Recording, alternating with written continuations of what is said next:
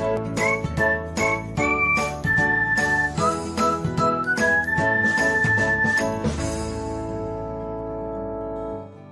everyone, welcome back to another episode of Technologyglance. Today, in this video, I'm going to guide you through how you can unmute notifications on Messenger. So, let's get started.